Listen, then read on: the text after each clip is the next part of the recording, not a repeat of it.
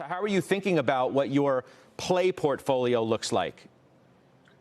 Yeah, listen, I think technology overall, the tech, sector has been getting hit a little bit. It's been taking a pounding. And so for me, I'm always looking to reallocate and reposition myself in the different areas. I'm just, different sectors for me. I'm in the travel sector. But I think one thing for me, man, is I look at commodities, particular lumber. I'm heavily invested in real estate.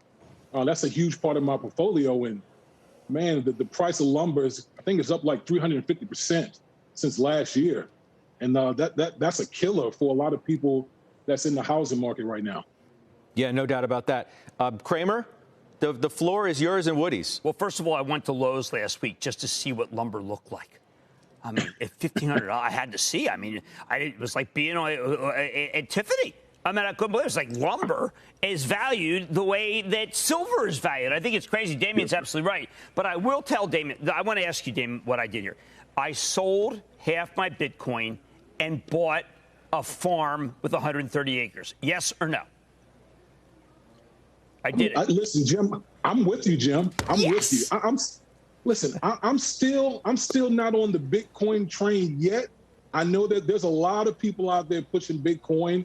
But I'm more of, I want to feel and touch my investments, like land. I'm big into that.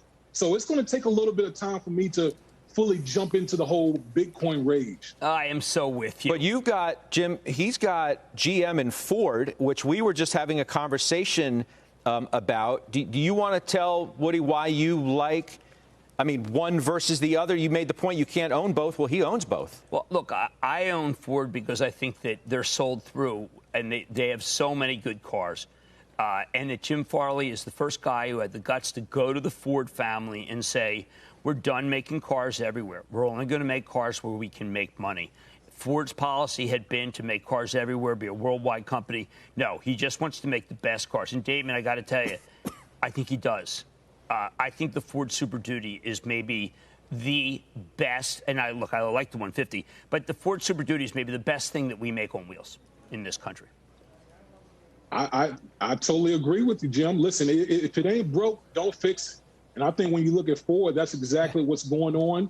You see them over in China. They're expanding over there. That huge market in China. So I'm a big fan of my Ford portfolio right now. Damien, what about Chevron do you like? Because, Jim has a interesting view, I think, on big oil that I want him to talk to you about. But what is it that you like about Chevron specifically as part of your portfolio?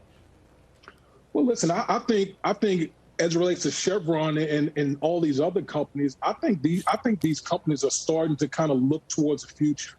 They're not just invested in what's tried and true for them for decades. These guys are smart. They've been in this position for a long time. They've been very successful. They know which way the winds are blowing. So I like how they're trying to position themselves for the next 10, 20, 30 years.